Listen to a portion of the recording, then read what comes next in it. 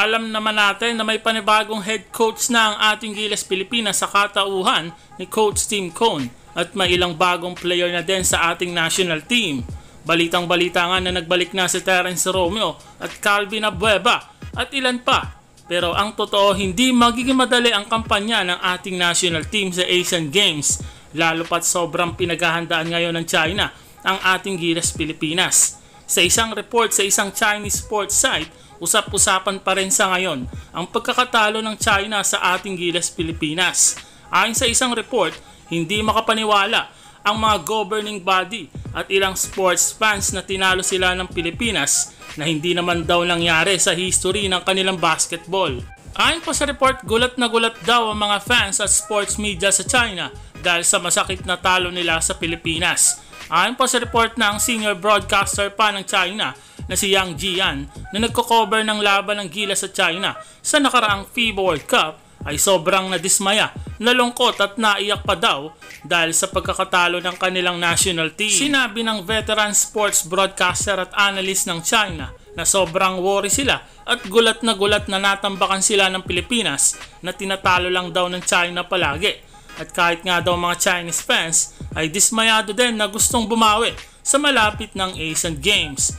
Ayon pa sa ilang report, dismayado din ang China dahil hindi sila nakapasok sa Olympic at sinisisi din nila ang head coach ngayon ng China para hindi daw kasi alam ng coach bakit daw sila natalo sa Angola lalo na sa Pilipinas. May mga nababasa pa nga tayo sa mga sports article sa China na sobrang gustong bumawi ng China sa Pilipinas kung sakaling makaharap nila ito ulit sa Asian Games kahit wala na si Kyle Anderson na nagbalik na sa NBA. At may plano pa nga natatambakan daw nila ang Pilipinas lalo pat sila ang host at hawak nila ang home crowd.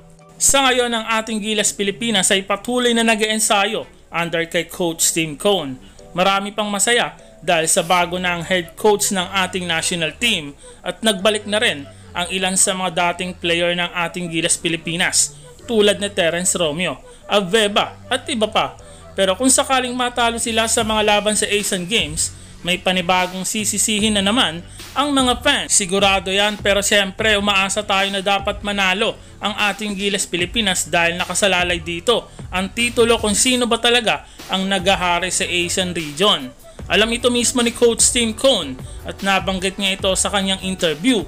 Sa mga pinakabagong interview naman ni Coach Tim Cone ay sinabi nito na may pressure daw para sa kanya ang malapit ng Asian Games dahil dala nga nito ang Pilipinas at alam nito na olay sa kanya ang mga Filipino basketball fans. Nagpapasalamat naman itong si Terence Romeo sa opportunity na ibinigay ulit sa kanya ng ating national team na sinabing para daw ulit siyang rookie dahil sa tinagal-tagal nitong hindi naglaro sa ating Gilas Pilipinas. Ayon sa mga report, makakalaban ng ating Gilas Pilipinas sa isang tune-up game ang LG Sakers, isang Korean club team, sa isang closed-door game bago sila pumunta sa China. Sa 12 lineup na nag-eensayo ngayon sa Gilas, si RR Pugoy lang ang wala dahil may sakit ito. Makakalaban ng Gilas sa Group C ang Jordan, Bahrain at Thailand.